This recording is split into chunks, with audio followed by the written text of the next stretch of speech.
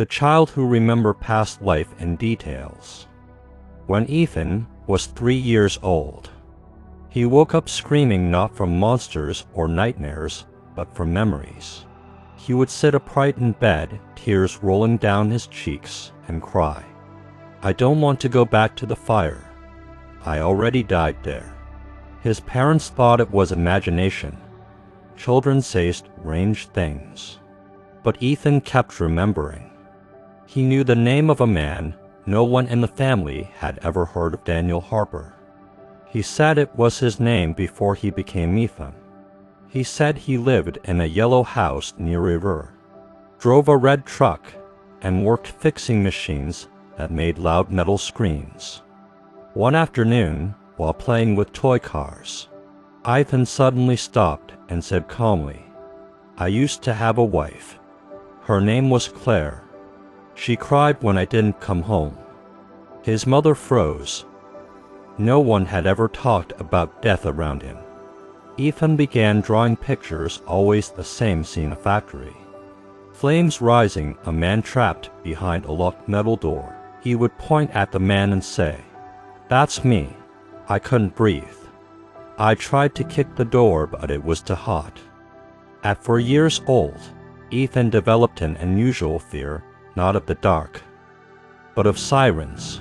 Whenever he heard one, he covered his ears and whispered, "They're too late. They were too late last time, too." His parents took him to a child psychologist. The doctor suggested imagination, television influence, or stress. But Ethan had never seen a factory fire on TV. Then came the details that changed everything.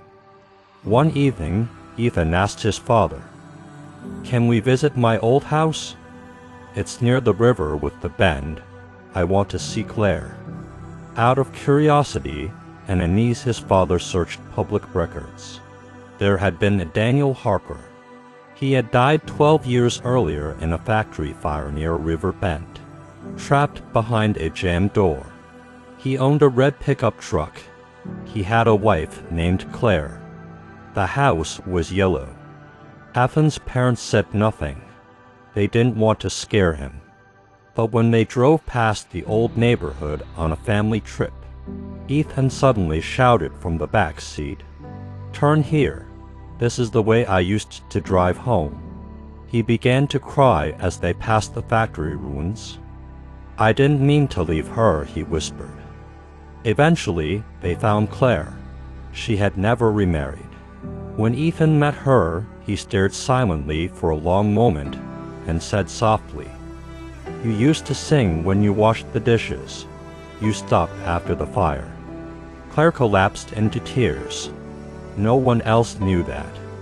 As Ethan grew older, the memories slowly faded like mist under the sun. By age 7, he no longer spoke of Daniel. The drawing stopped. The fear of sirens disappeared. But once, when asked if he remembered anything from before he was born, Ethan smiled gently and said, "I think I came back because someone was still waiting for me." And then he went back to playing. A child again, with only one life left to remember. Stay tuned for more stories.